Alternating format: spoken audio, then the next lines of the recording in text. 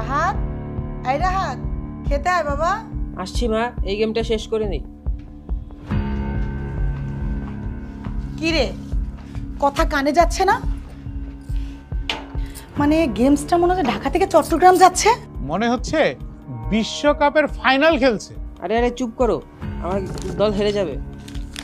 ও আচ্ছা, তোমার দল হারলে প্রবলেম, আর যে পরীক্ষা যে বারবার হারো তাতে কোনো প্রবলেম নাই। কি রাহাত, কি খবর? ভালো। আমি কে? Facebook friend. আমি তো চাচা।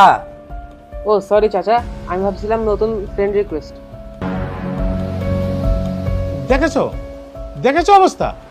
এখন মানুষ না, মোবাইলই ওর সবচেয়ে কাছের বন্ধু। ঠিক বলেছো, একদিন যদি মোবাইলটা লুকিয়ে রাখি না, তাহলে থানায় গিয়ে জিডি করবে, আমার প্রিয় মানুষ হারিয়ে গেছে।